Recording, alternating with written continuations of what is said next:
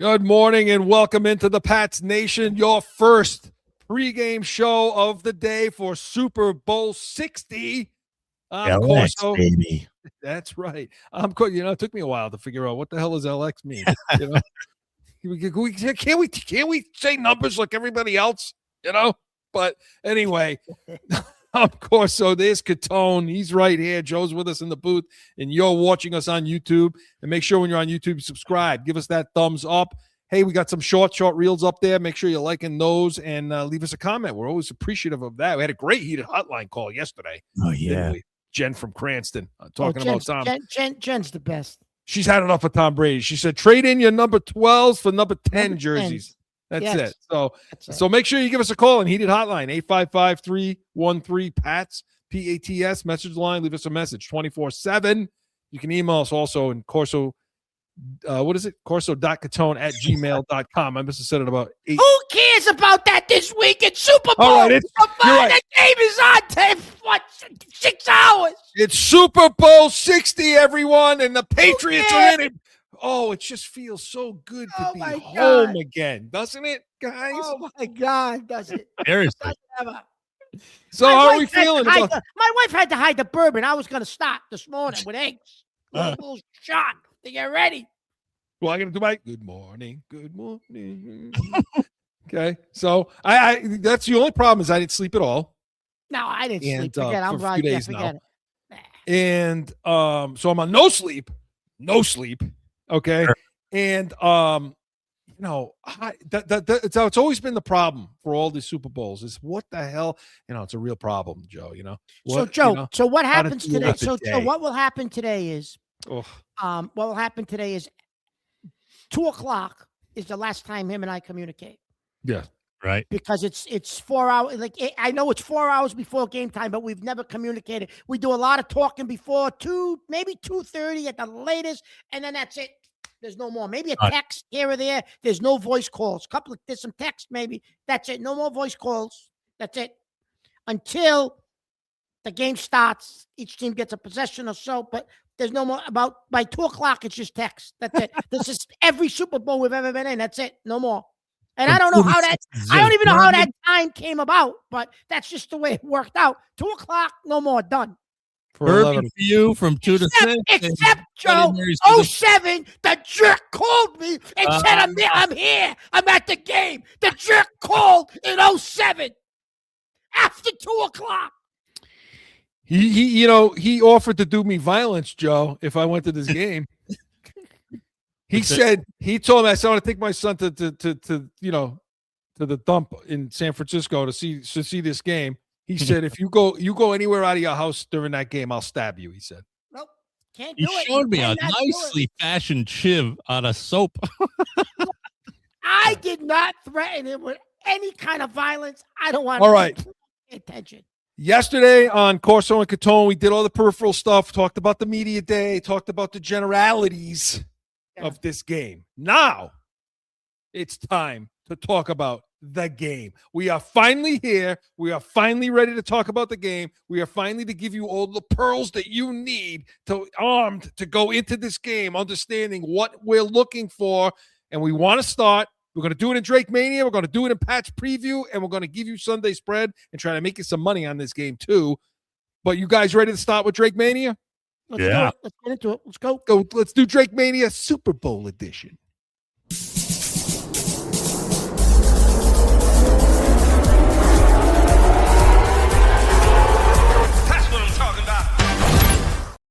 Drake May has been a leader in the playoffs for both passing and rushing statistically.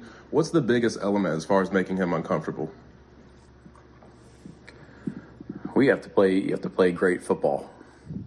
They're a really good offense. They're really complimentary. This guy sounds as bad as Hobble. If you don't force them to, they'll run on every snap. So you got to be able to control the game and put it on our terms. And then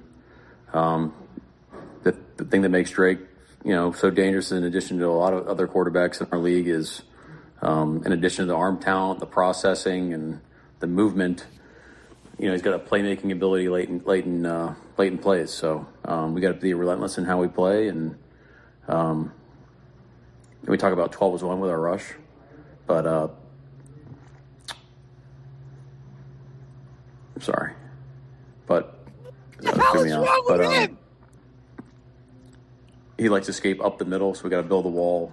Everybody work together and play relentlessly. That was Mike McDonald, the head coach of the Seattle Seahawks. Sound like hot balls. Remember hot ball? He's on the same stuff Harbaugh was on. You wondered what Harbaugh took that day. We're worried about this guy's defense today? Well, he coached for the brother. He coached for the other Harbaugh. He was with John in Baltimore. He lost his train of thought. He lost his train of thought in the middle of answering that question. Okay. Let's hope he loses his train of thought tonight. Well, listen, I know later in this show, we're going to get into Coach's Corner, and you and I think that that's an advantage, and we're going to talk about that later. And that response is a perfect example why we think we got the coach's advantage that we'll get into later. Yeah, we're going to talk about it in the Pats preview. We're going to discuss some of the coaching stuff. Now, okay, so looking at Drake May, you heard Mike McDonald, you heard what he had to say. First of all, is the shoulder okay? Let's just put all that to bed. That's the big question, right? Obviously. I think it's fine. I didn't think it was a problem to begin with.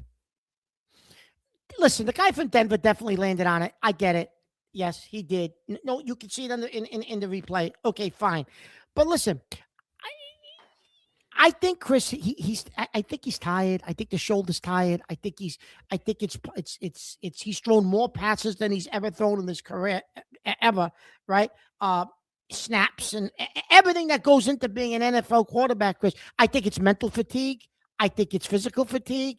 I don't think it's just physical. I think it's part of it is mental fatigue. I mean, a perfect example for that, Chris, was that sideline clip you played last week when he tells Josh, "This is really hard." I think part of it's mental fatigue as well.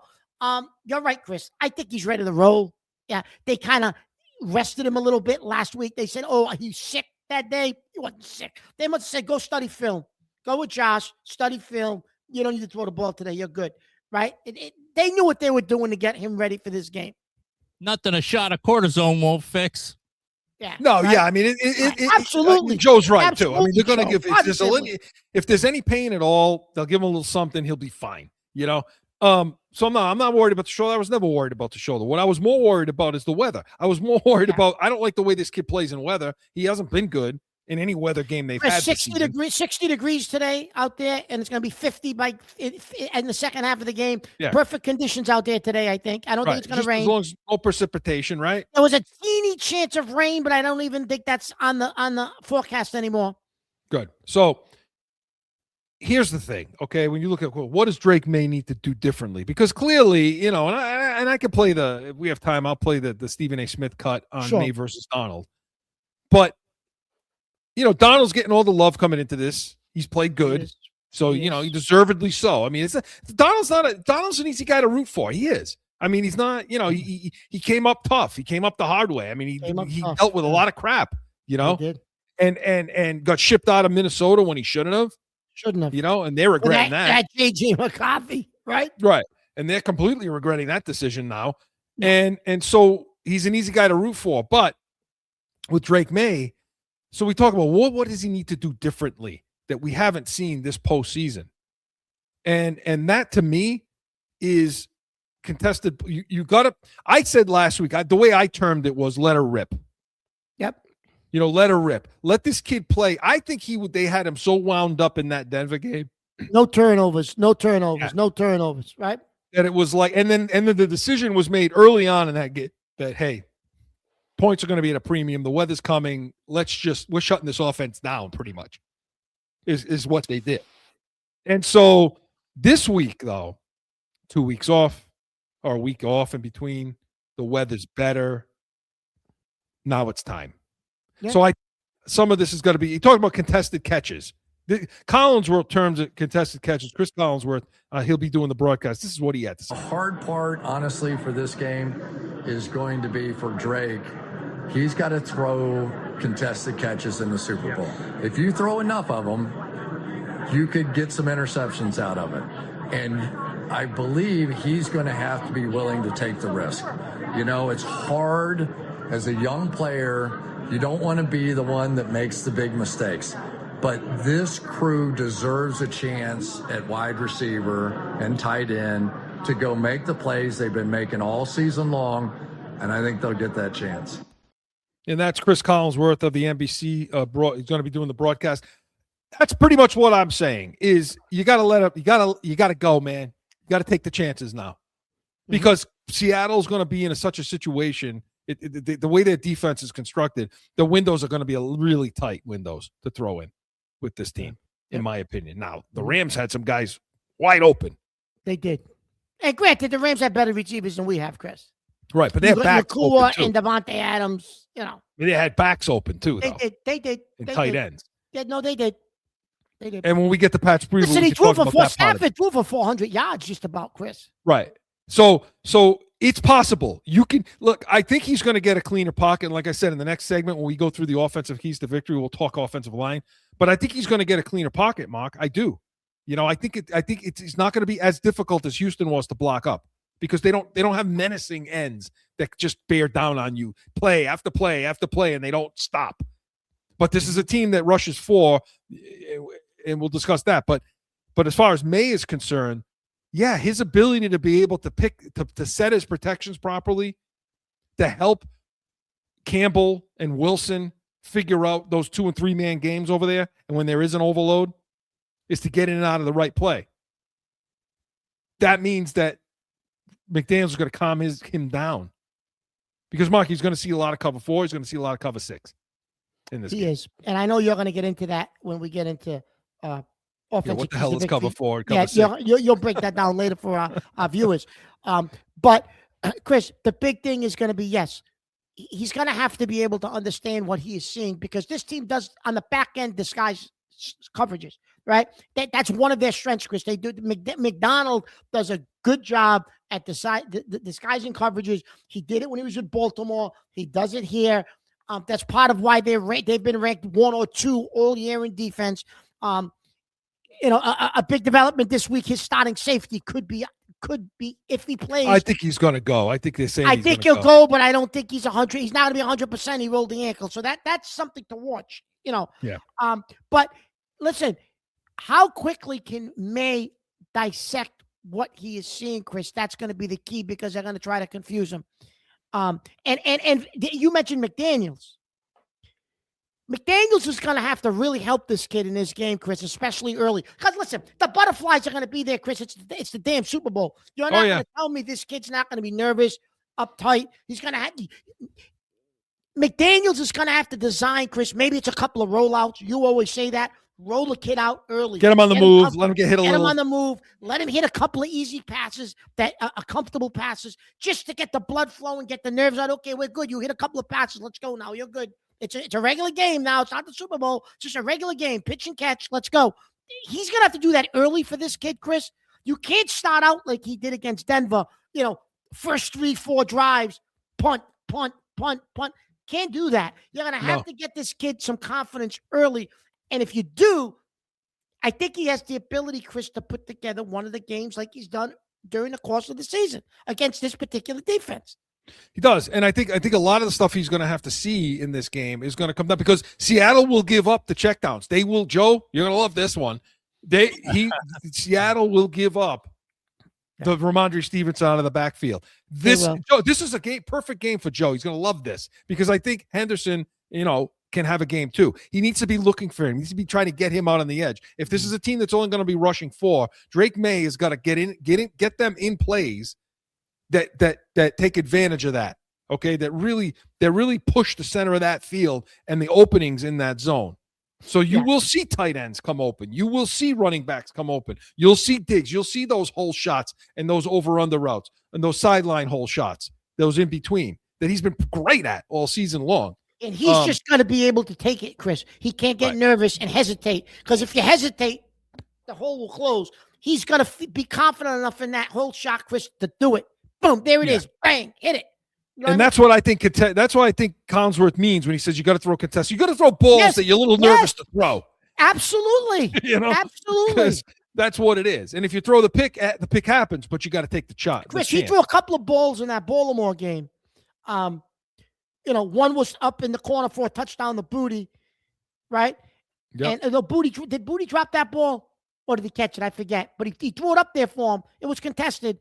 And then he threw a couple of balls in that Baltimore game to Hollins that were contested. And Hollins came down on him in that second half when we came back and beat Baltimore. Those are the types of throws that Collinsworth is talking about. He's going to have to make those throws, Chris. You know, the rollout to Diggs in the game at Buffalo. Those are going to have to be plays he's going to have to make. You may need one of those. Oh, my God, did you just see that throw? To win the Super Bowl, Chris, he might have to make a couple of those throws today. Yeah, and it starts with the mindset. You know, it starts with the mindset and understanding that, you know what, I've been here, I've seen this, I can do this. You know, and that's going to be half the battle for this kid is calming him down. The good thing is, Chris, you're not going against another quarterback who's been there. You're not going against Stafford. You're not going against a guy like Hurts. You're not going against one of these guys who's going to ring, who's done it. You know what I mean? Donald is going to be just as uptight, and I don't care what they say about Donald. I know he's had a great year. He's come a long way from those Jets days. He's going to be a little nervous too, Chris. The butterflies will be in his stomach too. It's the damn Super Bowl. So he's going to be in the same predicament as May.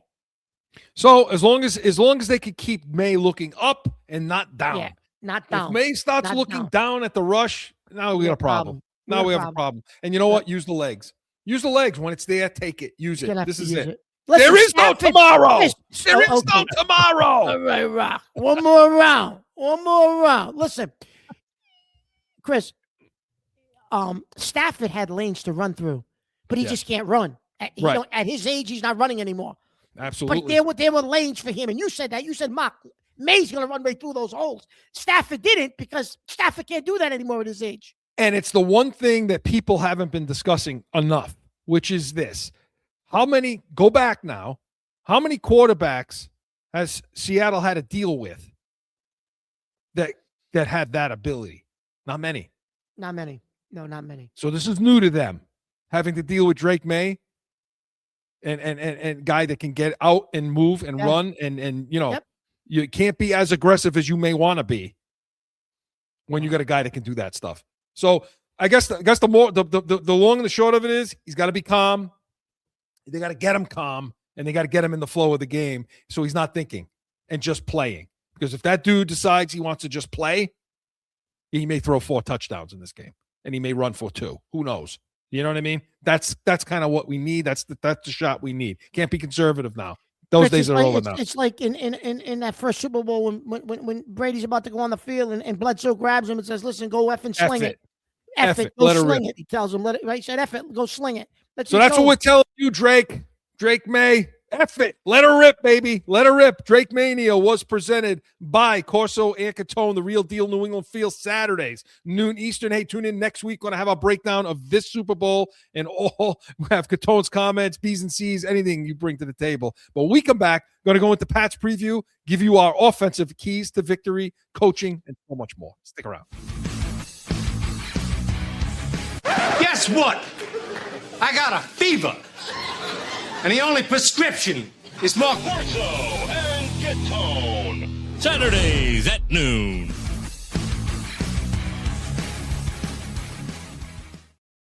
Back in with the Super Bowl edition of the Pats Nation. Oh, how does that sound, guys? Oh, I love it. Listen.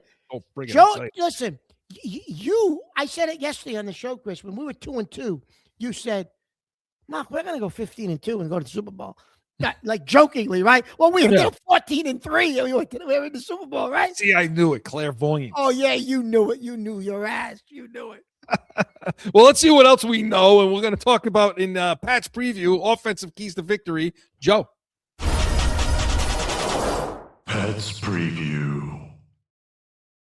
Why do you think the Seahawks are so effective defending the run with just sometimes 4 down linemen? Because they play with great technique. They play with great effort. They're talented, different skill sets. You may look at Murphy and he has one skill set. You look at Leonard Williams, different skill set. Both play square. They play with their hands. The edge guys set, sometimes vertical edges. Sometimes they mix in some movement. They don't get moved off the line of scrimmage. And so if you don't move the line of scrimmage, it's going to be hard to run the football. Okay, so that was Mike Vrabel talking about the Seattle defensive front and how they defend the run some. So let's talk about that. Let's start there. Got to run the ball in this game. And I think you can run the ball in this game. Yeah. What say you? Chris, let me ask you something. Do you think you'll see some 12 personnel, or for lack of a better word, like heavy packages to try to run the ball in this game? Well, I think you're going to see a lot of 12 personnel because it's when you got the two tight ends out there, it sets up better for your play action. Okay. It allows them to play in the box more with a zone than manning up on things. And so I think you'll see that. I think you'll see New England in those 12 sets. And then I also think, which will free up a lot of that trying to pick apart the zone with your tight ends, with your running backs. Chris, with that, And I mean, listen, this game you may even see 22. Yeah. Okay. Yeah. You may even see Henderson and Stevenson on the field at the same time. I think you might, Chris. And listen, what you just described with the two tight ends too, I think will help with, they're gonna have to put in place, Chris.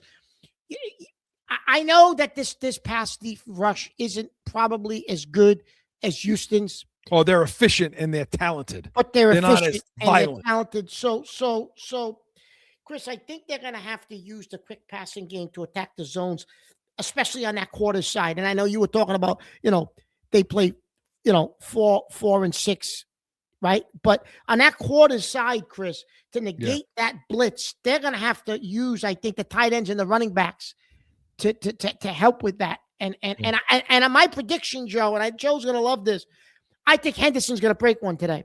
Oh, yeah. I don't know if it's going to be on a pass or if it's going to be on a a run, a sweep to the outside. My prediction, and I told Chris this during the week, Henderson is going to break one this week. We haven't seen him in 3 games do anything. Against this defense, he's going to break one, Chris. I'm telling you. No, I think there's a real good shot of that because listen, when you talk about covers, and this is what's bothered Drake May, it's bothered this offense. 6, Chris. Right? What is cover 6? A lot of our viewers and fans, Chris, don't even know what cover 6 is. I don't think because it's something that a lot of teams use, but it's not. People don't refer to it as. Some do. Some do. It's becoming more and more popular. Basically, what it looks like on the field, it's basically playing. You're using your 2 high safeties, where it looks like cover 2 to start. And then what you're doing is you're covering quarters on one side and half the other. So basically it's 3 over 3. That's kind of how I see it. I look at when I make that call, it's kind of a 3 over 3. I explain it to the kids where on one half of the field, the deep half of the field, you have a safety and a corner playing quarters. They're cutting half of the field in half. So for half the field is in half. So those two defensive backs are playing a quarter of a half a field. The other side is one safety playing the whole half. So it looks like cover 3, but not really, because you don't have a safety in the center. You have a safety off to the left or right playing a quarter, and the other one's playing half. That's 3 guys. Underneath them, in the intermediate level, you have 3 guys. You have your other corner playing underneath the cover, the high safety playing half. So that side of the field's playing cover 2. So that side of the field's playing half up and underneath the flat. Okay. And the other half of the field is playing two defensive backs playing quarters, and underneath those 2 are a backer, and 2 other defenders, and there's another safety, a nickel corner playing. So it's like 4 guys playing there. 4 guys playing on one half, 2 guys playing on the other half. That's kind of what it looks like. 3 over 3. That makes sense. That makes sense. Now, the problem with that is there you can find holes in there. A lot. The issue Rams certainly did last week. Weeks ago. The issue with that kind of a defense, or with playing against that kind of defense, is how good of a disguise it is. The other, it only works when you can flood that half, when you can get your multiple receivers onto the half side. With less guys. Mm-hmm. The issue is, how do you get that done? Yep. How do you get that done? And can May recognize it? So this is kind of a game where May's going to have to pre and post snap deal with things. And that's the only issue, is how it's disguised and you can be beaten, absolutely. And Mark, to your point, you can beat that also with a nice swing pass. You can get Henderson out on the edge because when you're playing that kind of a defense, you're really rushing 4, maybe 5, maybe there's a guy hitting low, but you can maybe get to the edge because everybody's pedaling out. Which the problem there is McDaniels doesn't ever do that, like historically. Like for some reason he won't pitch out to the sides. I don't understand. Like in the game against Denver, he didn't do any of that, which made me irate. Yeah. Well, the reason I don't think you've seen in the last couple of games is because of the edge play, because of how good the edge play was for these teams that these defenses we were playing against. Mark, what do you think? I mean, no, absolutely, yeah. And I don't know if the edge play of this defense is that good. It's good. Don't get me wrong. Is it that good? I don't know.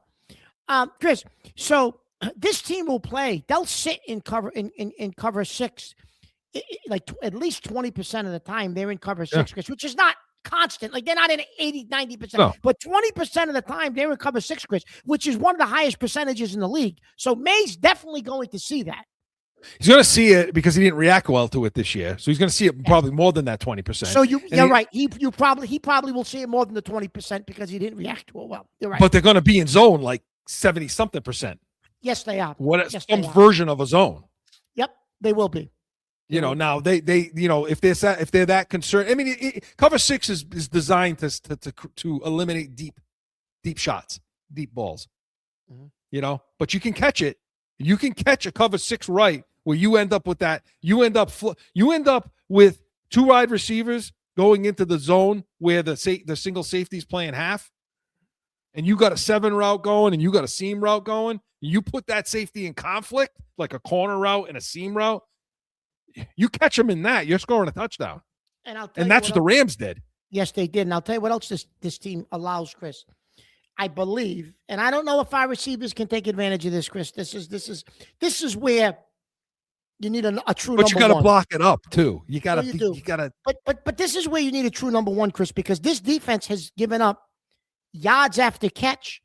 They're one of the worst teams in if they give up some of the most yards after catch in the entire league. As good as their defense is, Chris, teams get a lot of yards after catch when they get the ball against the type of defense that they're running, Chris. Now, I don't know if our receivers can take advantage of that, but they give that up a lot.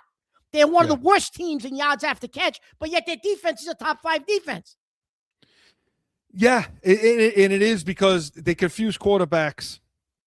They do a lot of that, and they confuse a lot of quarterbacks. Because you catch them, you're right, they're always chasing. I mean, that's why zone because you're always chasing. So in this game, I mean, your running backs are going to matter. Your release. Listen, those releases from the running backs out of the backfield. That's why I say if McDaniels. That's why listen to me. The big deal in this game is McDaniels versus McDonald. That's the key in this game. Is how the hell is McDaniels going to go against Mike McDonald in scheme? Because if you put the 12 personnel on the field, like we talked about, or even 22. Where you get 2 backs and 2 tight ends, you completely screw with that cover 6 now. Those intermediate routes, those little dump downs are going to be there, Mark. Let me ask you this, Chris. Is this you and I have talked about this during the course of the year, and in spots we saw it. Yeah. Is this where McDaniels finally dusts off the playbook and says, okay, guys, listen, it's the old James White against Atlanta. Yeah. Shane Vereen in that first Seattle Super Bowl in 2015 had a big game against them. Is it that old? Is it? Are we going to dust that playbook off and say, guys, these are going to be there? You know what I mean? Like you may see a Henderson or a Ramondre Stevenson catches the ball well out of the backfield, Chris. This could be one of those games. Swing passes, running back, wide bubbles. Yes, this could all that stuff to the edge. All the stuff that McDaniels always liked to run. Hasn't done it a lot this year. Maybe that's the wrinkle they throw in that Seattle hasn't seen on tape. They haven't seen that on tape because we didn't do it a lot this year, but we unleash it in the Super Bowl against this defense because I think it'll work against this defense, Chris. Yeah, I do too, because you understand when you're playing in zone the way they play in zone, they're off the ball.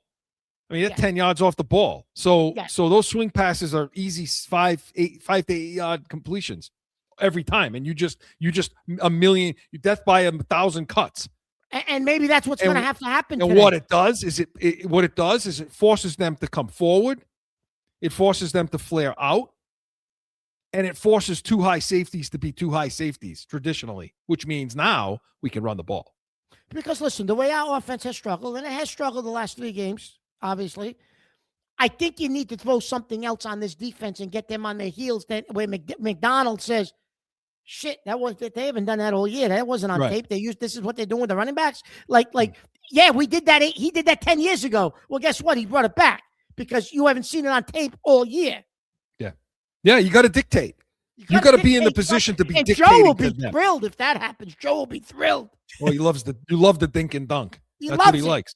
Well, he's a Montana guy. He's I old was gonna style. say, he still thinks Roger Craig's coming out of the backfield, right? Right. Who, by the way, is probably going to get in the Hall of Fame over Belichick and Kraft now, is Roger Craig. Yeah, he is. Yeah. But no, listen, you're right. I mean, so you're going to see a lot of that stuff. But now, so the tight ends, the running back, there should be some openings, some holes there for them. Now the question becomes this, Mark. Can we block it up? Can you block up the 4? You got to protect them. You got to protect them. So talk about this offensive line, because what the left side of this line, you can't hide it. You've seen it on tape. They've seen it on tape. Can't hide it. You're going to see what you saw against Chargers. The Chargers. 2-man games, 3-man games, overloads. So you're rushing 4, fine. So you got the two guys on the left side are going to be playing those little stunts, those little twists, where one guy picks off Campbell while the other guy comes underneath him inside, or vice versa, and they're going to put Wilson and Campbell in conflict and hope that they screw up like they did a few times in that Charger game. But you're going to see it, and you're going to see overloads. You're going to see a lot of guys to one side where the other side's open. How do they negate that? How do they? You got beat, Chris, bad in that Chargers game, so they've seen it now. Now they've seen it. Yeah. Right? But to your point, Chris, if you got 12 personnel in the field, you may have to have, a tight end help a little bit if you're using 12. Yeah. Alignment does it, Mark. You're right. Alignment gets it done. Because if you go 12 personnel tight, so your tight ends are lined up at the line, on the line of scrimmage, or just set off a little. What it does is it makes their defensive ends, if they only have a 4-man front rushing, and they may show 5, they may show 6 and then drop. But if you're only doing that, one of the tells for Drake May is going to be when he comes to the line of scrimmage. If I got a tight end sitting out there and I see a wide 9, I see their defensive end lined up outside that tight end. Okay, that's a tell for me. Yeah. Now the next, my vision now goes to where's the safety. Because if I see pressure, the pressure is going to come here. It's going to come in underneath, inside of that, and that makes it a little easier for the offensive line to diagnose right off the bat. So just pulling the tight end in by alignment alone should give you some sort of idea as to what's happening. So now you just have to read the double mug, or you got to read that. You got to read that backer coming up, that safety coming up, and seeing where they're going. Are they coming, or are they dropping, or what the hell is happening? So, but I do think, Mark, I think he's going to get cleaner pockets this week. I do. Yeah, I think he will, Chris. I don't know. I'm just afraid of Wilson and Campbell. Yeah. I really Isn't it am. nice that you took a guy with the 4th pick in the draft? The 4th pick in the draft, where you can't just say, my left side's protected. No. Yeah. That pick, yeah. You wasted the 4th pick in the draft. I know. Please, don't get me started again on that. But so, that scares me, Chris. I will say this. He is going to, and we talked about this a few minutes ago. If they can protect him, Chris, he will be able to run. There will be openings for him to run against this defense. And if he's quick and he can't hesitate, if the opening's there, take it and get down. Don't get hit. You can't get hit. You got to get down, especially with the shoulder. If the shoulder is banged up a little bit, you can't be taking hits and landing on that don't matter shoulder. now. Don't matter. I know now. it don't matter now, but still, Chris, you know what I mean? You got to get down. Protect yourself. Get down. Listen, Vrabel's going to have to talk to these two kids on the left side and say, look, you're going to let the guys, screw it. I mean, it's the Super Bowl. I don't give a shit if you get your ass beat, but you got to give it everything you got. You got to, we've watched film, we've practiced. Like you got to play better than that Chargers game. You got to show up. You can't give us a game like that Charger game. You played like dog shit. I can't have it. I cannot have that again this week. You have to. It's got to be clean. You can't. I mean, I don't know. But I do think that the offensive line coach Marone, I think they're going to have Marone, something. and I think I'm sure they had Skarnecchia looking at some film this week because it matches up. To help them with tight ends is the only way to really help to me. I don't like helping with chips from a running back, and I don't. Campbell doesn't like either. He doesn't react well. When you mentioned the 12 personnel, that's why I said I think the 12 personnel will help you. Yeah, and because I think it's a game where your tight ends can get open in these zones. So I think. Well, I'm glad you brought up that, Chris. Can Henry get open? Because he's been overmatched the last 3 games, Chris. Yeah, especially against the last 2, especially the last 2 games, he's been overmatched.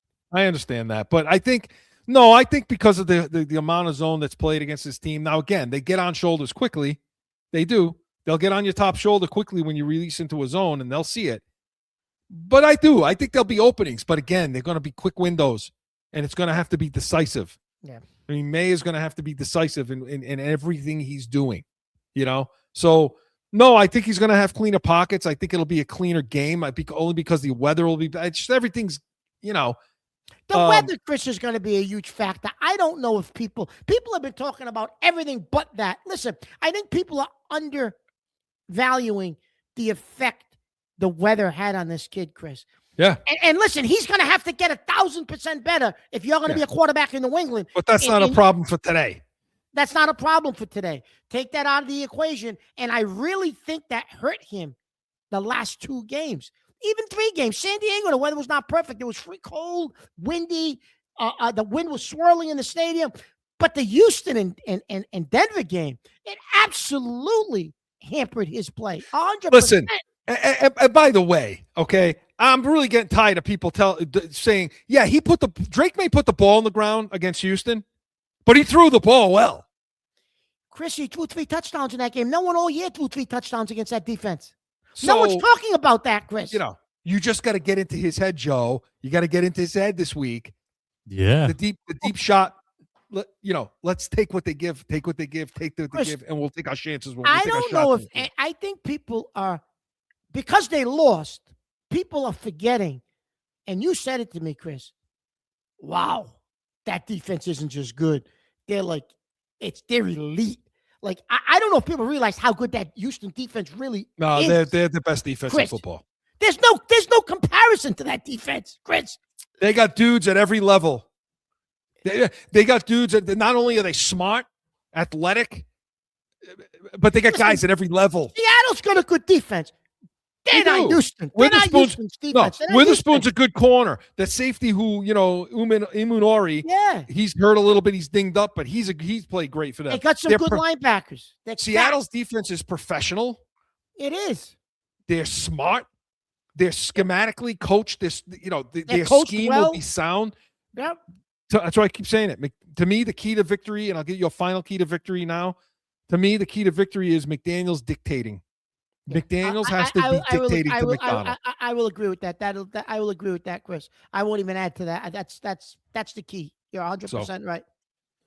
So that's our offensive key to victory and the things that we think we're going to see, and obviously keep it clean, not a lot of penalties. And there shouldn't be a lot of penalties in the Super Bowl. Usually in the Super Bowl, they let them play, Chris. Usually that game has the least amount of penalties of all the playoff games. Usually.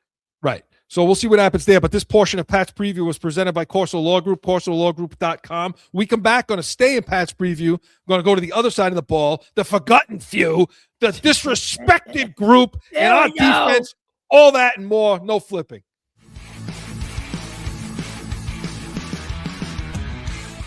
No one ever thinks they will be in need of a criminal or traffic lawyer, but things happen. CORSO Law Group is Arizona's leading criminal and traffic law firm. Call or go online to CORSOLawGroup.com and talk with these expert attorneys.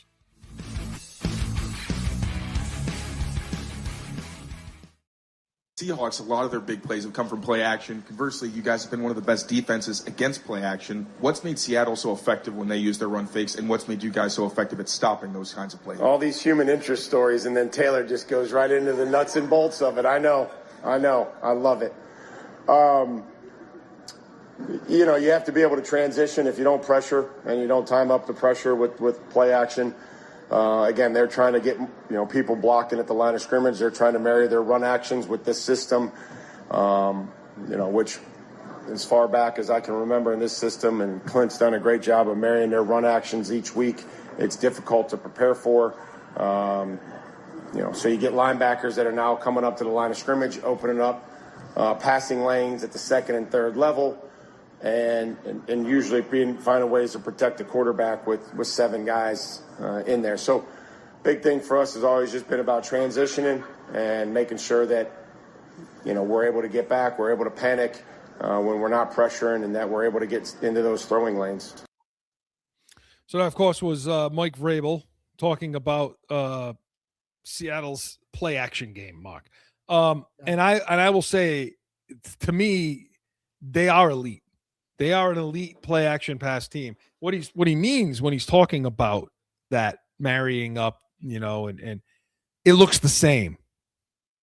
So when they want to run the ball, and the key to a play action game is you say, well, you got to be able to run the ball to run play action. That's not necessarily true. You don't necessarily have to be able to be effective in running the ball. What you have to do is make it look the same. Because when you make it look the same, the intermediate defenders, the linebackers, okay, have to honor it.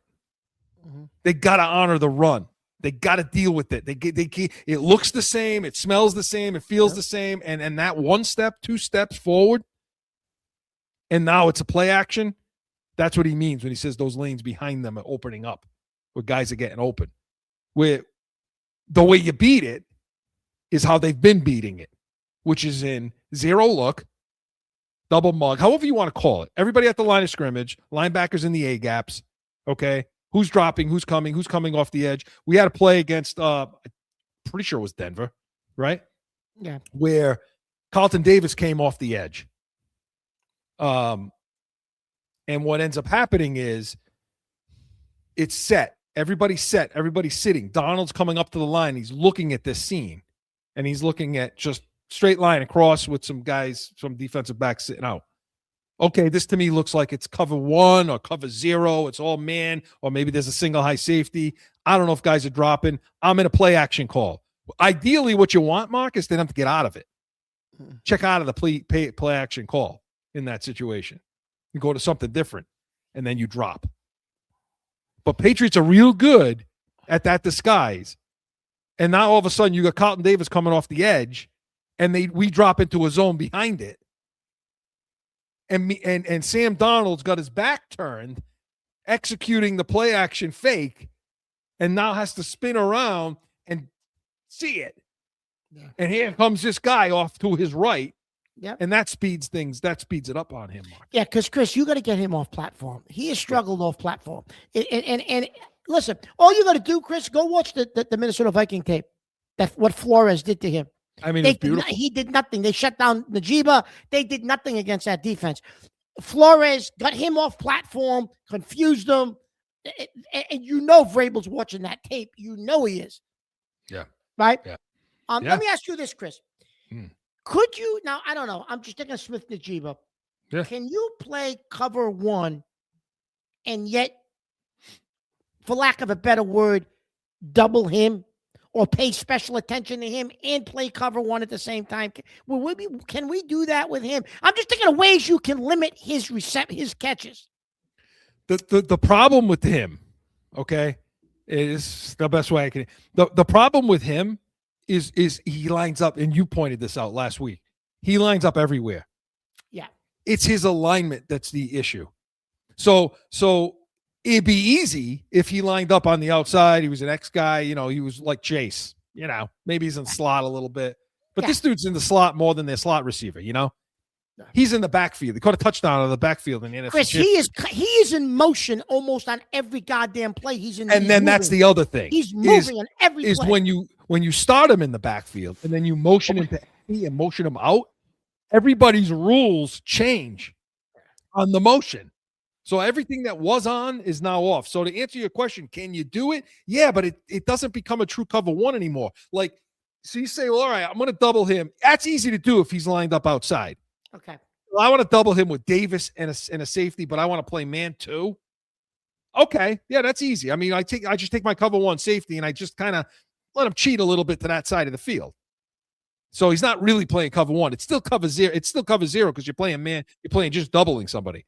So yeah, you can do it, but you can't do it when he's in the backfield. Now, what you can do, you can't do it when he's in the backfield. It's really tough to do in the slot. So this whole idea of, you didn't ask this, but this whole idea about Gonzalez on JSN, it's going to happen. You're going to see that matchup. It will happen. At times it'll happen, yeah. But it can't be exclusive.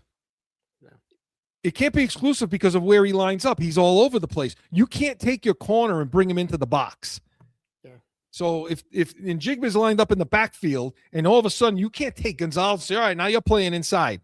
Because if they decide to run the ball, you're screwed. Yeah.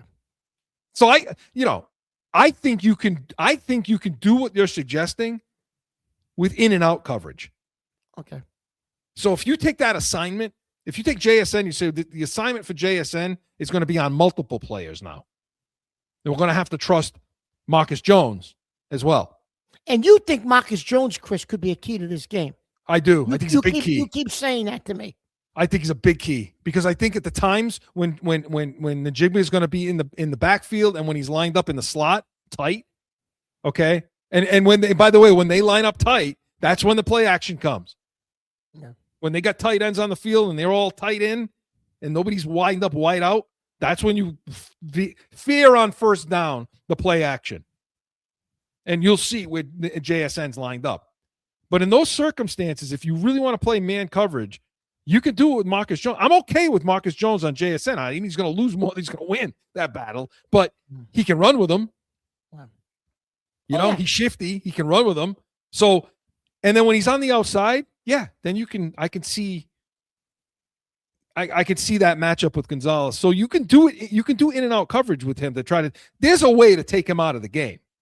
Even though the emotion and all that stuff, you can do it or limit him. You for sure can do it. And the other guy, Chris, which no one has jam him too. By the way, jam him. If he's lined up in the slot, I want to see somebody over his face, and I want to see somebody getting a shot at him off the line of scrimmage. Go ahead. The other guy, Chris, that no one's really talked about because everyone focuses on JSN, and since they got him in the trade, Rashid, has run by somebody every game that they've had him in the lineup. Every game he's run by somebody. Guess who that's going to be? Well, Davis is definitely going to get a penalty holding him, grabbing at him because he's going to run by him. You just got to hope that he don't run by you for a 60-yard touchdown. You know what I mean? Yeah. Listen, this is the toughest offense we're going to play. Special teams, Chris, are excellent. We struggled against our punter struggled against Denver. So special teams is going to be important in this game because Rashid is one of the number one punt returners in the league. You can't kick to him. Yeah. Come on, put him on the 35-yard line. Yeah. Just that's it. Just put him on the 35. We're not kicking to this guy. I mean, that's it. Like, you can't, Chris. We got too much other shit to worry about in this game. We're not kicking to this guy. You know what I'm saying? But you're right. Davis is going to get caught. He's going to have 2 penalties that make me want to throw something at the television. Because every time he gets a penalty, Mark, he's in perfect position. I don't know what he's doing. He's in phase. He's in perfect position. Just go play the ball. And he's grabbing. My key to victory in this game defensively, Chris, are going to be Bondmore and Williams. Yeah.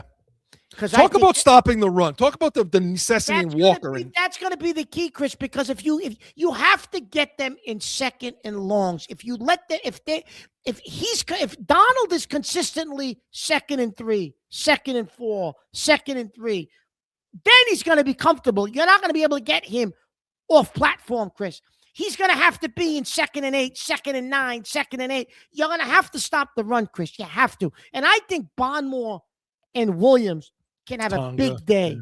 And Tonga can have a big day. Listen, Williams, Bondmore, Tonga, Spillane. When those 4 guys have been healthy and have played in the same game, I don't think we've given up a 100-yard rusher, Chris. In fact, I don't know if we've given up many guys that have gone over 50 yards when those guys are on the field.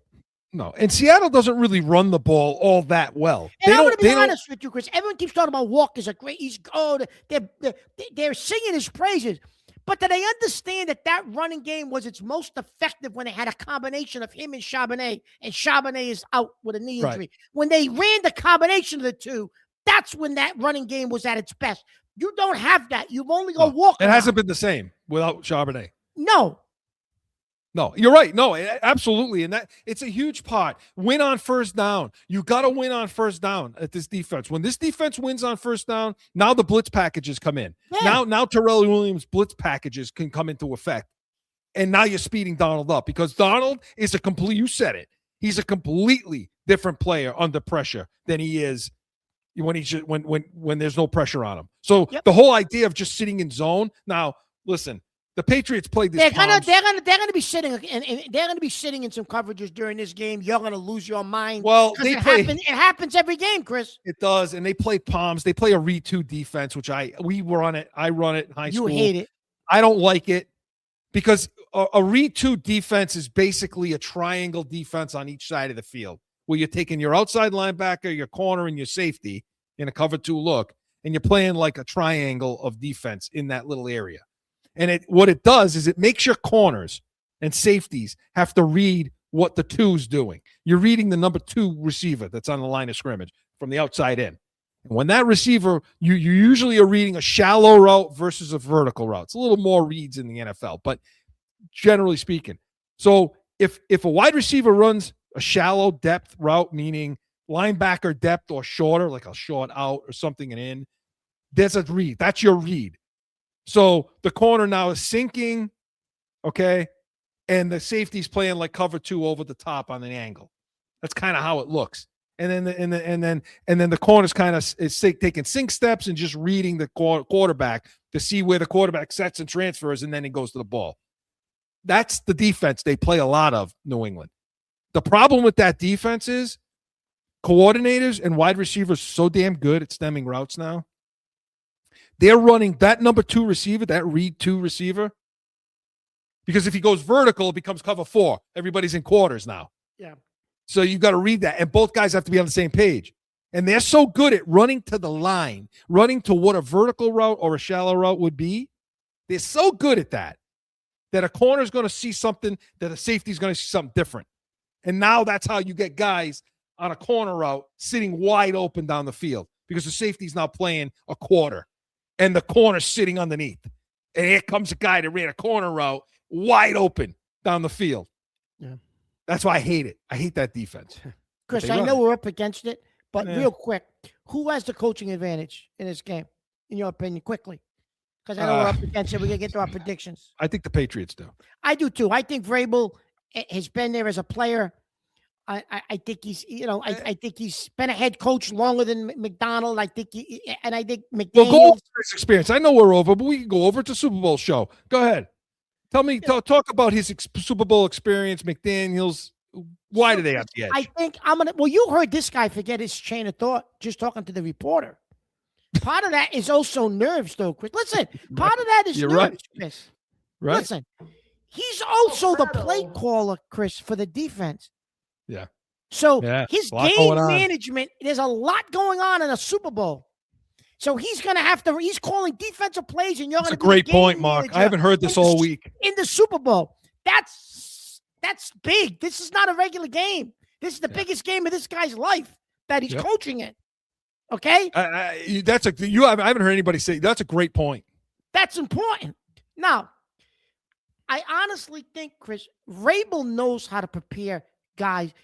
Listen, I know I bust Belichick's balls.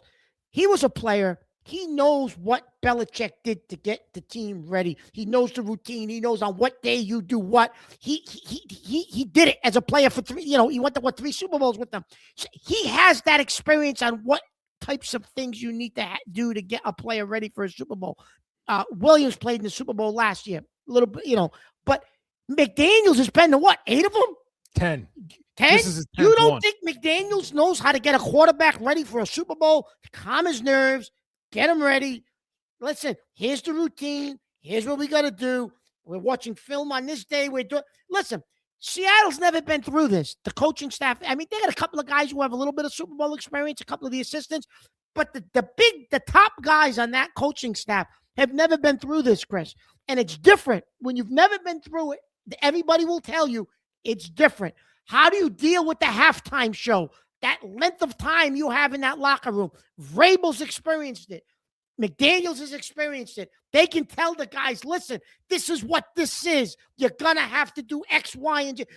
These guys with Seattle, the coaches have never experienced it. It's different, Chris. It's a whole different experience. Well, it's why you didn't want to see McVay. That's why I didn't want to see McVay. That's why I give the advantage, besides just X's and O's. It's the Super Bowl. I give the advantage to coaching. I give it to our team. Yeah, me too. So, go. Those are our keys to victory. And again, on defense, like we talked about, win on first down. Win on first down. And listen, if the Patriots can play from ahead in this game. You know how big that is, Chris? Oh, my God. If you got to put pressure on Donald. You got to bring the heat, bring pressure. And you know what? At times, JSN's going to get you. He's gonna get you. He's gonna get you, Chris. There's nothing you can do about it. You gotta let it happen. Don't worry about it. Just move on to the next play. Short memory. Forget it. Next play. But you can't just sit in zone and let them pick you apart. No, he'll pick you apart. Can't do it. All right, let's not go to commercial. Let's go right to Joe. Can we go right to Sunday spread right now? Do it. Say? Let's do it. Let's do it.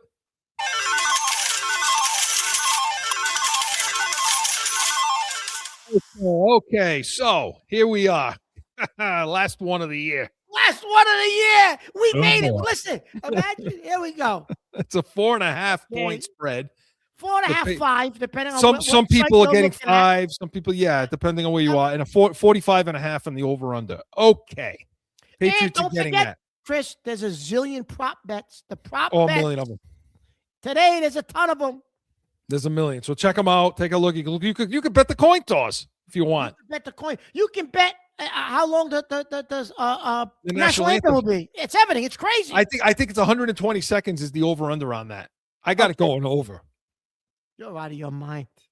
So, all right, Mark. 4.5, 5 points is to me, that's a big line. That's a lot of points. That's a big spread. That's Vegas saying this is more on the end of a blowout than Seattle blowing New England out than it is a tight game. Yes, it is. Yes, it is. So how do you see this going? 31-17 Seattle. No, I'm joking. I'm joking. Son of a bitch, you. I'm joking. Listen, I think this game, Chris, is I know what everyone else nationally is saying. Yeah. I'm going to go New England. I'm going to take the points with the Patriots. I'm taking the 4.5. You got them winning, though? Or? I got them winning. I'm going to go 27-23 Patriots. So you would bet them 28-23. Uh-huh. I was going to say 28-23. Okay. 27. So you should pick so you would want to take the money line then. I would take the money line here too. Because you got them winning outright. I got them winning outright. I do. I think our defense is gonna get Donald off his game. He's gonna throw a couple of picks. And I just think May's gonna come through and May's gonna have a good game. He's gonna go back to the MVP Drake May. And I think it's gonna be 27-23 Patriots. You and I may not sleep for 2 days if that happens, but that's all right. I'm having such a difficult time picking this game only because I don't want to be the reason. And I'm not being a homer. I listen, Chris. I am. No, listen. The more and more I analyze this game, and what I brought up in the last segment about this guy McDonald coaching, and having to manage the game, and he's calling defensive plays. The game can get away from you real quickly in a Super Bowl, Chris. Yeah. Like no other game, it can get away from you. You remember what happened to McVay in that Super Bowl against Belichick, right? Oh yeah. I don't think it's a blowout because I don't. And everyone is underestimating us, Chris. Listen, why not? I've been telling you since week 13, 12. Week 12, I've been saying to you, why not us? Right? I've been telling you that. Why not us? I looked around the league. And I said to you, Chris, you know what? I know it's not far-fetched. Why not us? When I looked around the league. Look, they ain't been blowing out all season. New England. Neither team has been blown out all season. And I just don't see that happening now. I just feel like there's a lot of little things being overlooked against the Patriots. That people, they don't want to give New England the props because of the schedule, because of the breaks that New England had go for them. And good for us. Fine. That plays better. So for me, no, I think Drake May is going to go off in this game. Not like he's going to have a pretty good game. I think he's going to go off. I think he's going to go off with his legs. I think he's going to throw 2 to 3 touchdowns, and I think he's going to run for 1 to 2 in this game. Is what I think is going to happen. Wow. I think because I think they're going to take all the shackles off, and he's done. That's it. So Go what, play. So what are you picking for a score? 34-24. Wow, you got us winning by 10. I do. 34-24. So we both like New England. Because I think New England. I think New England's going to get out to a lead, and I think it's going to be one of these games where Seattle's like, "Whoa, what the hell just happened here?" And by the time playing from behind, I think Donald's going to get sped way up. Listen, I'm going to say something. I'm going to say this too. I'll add this my 2 cents. And then I want to give Joe a last word too. Go ahead. I'm just going to say this, Chris. So, everyone talks about our schedule. I think the 3 teams we beat, last two teams we beat. I know they had Stidham. I get it, but we had a tougher road to get here in the playoffs than Seattle did. San Francisco was banged up, beat up. San Francisco, that was a shit team they were playing at that point. They were all so beat up. They lost even more guys. They lost Kittle in that Philly game. Right. You look at the last 6 games of the season, the Rams struggled. The last 6 games of the season, the Rams should have won that NFC Championship game, in my opinion. The Rams, Chris, were life and death in like the last 6 games they played. They weren't playing well going into the playoffs. Okay, they could have lost that game to Carolina. They could have lost that game to Chicago. The Rams. Yeah. And if their special teams was bad all year, the Rams, they fired the special teams coach midseason, and it didn't help. The kid muffs the punt. Seattle scores. If that kid doesn't muff that punt, nobody hit him. He just dropped it. The Rams win the game. So I know what everyone's saying about Seattle, but I think Seattle's had an easy road to get here. Yeah, in the playoffs, I'm saying. I'm not saying the regular season. They had to play 2 games, not 3. But the quality of teams they played, Chris, I don't think the Rams, offensively, they were good. Their defense was not that good, but I think the Rams were the last 6 games of the season struggled. The Rams hit their stride like week 7 or 8, and they hadn't been the same since. This is the best defense the Rams have played in the playoffs coming up. You mean Seattle has played? Seattle, I mean. Yes, absolutely. Agreed. And nobody's talking about that. No. And they Joe, what do you say? Well, the key things I think that people have overlooked is the game against Tampa Bay. They lost against Tampa Bay, the Seahawks. We beat them. That type of game is if this game turns out to be that type of game head-to-head, we're going to come out on top because we've had these small moments throughout the whole season where the defense and the offense played like lights out where you're like, wait a minute, that's the team we've been watching all season? Yeah. And both sides, if they gel, it's going to be one of those Super Bowls that you go, wait. Nobody saw that coming. Nobody saw that coming at all. Looks like we got another 10 years in the bank. That's what people are going to start saying. Could be. Joe, I got a prop bet for you. Bet Trevion Henderson to score a touchdown. The odds are really high. It's like 5. Like you'll make some serious cash. Go bet Trevion Henderson to score a touchdown. And it's a minus 120 this bet, but you could also take the prop bet of Mock to say something outrageous about Tony Dungy during the pregame and in the middle of this game to me on the phone. So I'll let you know if that thing comes out to be or comes to be. I'll say it right now. Don't say it. No, shut his mic off. Don't say it. That's it. That's our breakdown of Super Bowl 60, Patriots versus Seattle. Now all that's left to do is play the damn game, chew on nails, drink, freak out, and have a blast doing it. But the Pats Nation was presented by Corso and Catone, the real deal, New England Field, Saturdays, noon Eastern, when next week we're going to have our full breakdown of Super Bowl 60, this game, with post-game pressers, Catone's comments, and so much more. And come back to this show next weekend, 8 to 9 a.m. Eastern. Going to have our season wrap-up. I'll hopefully be talking about them as world champions. So we'll make sure you're tuning into that. But for Mark, Joe, myself, we are the Pats Nation. Go Pats! Enjoy the game.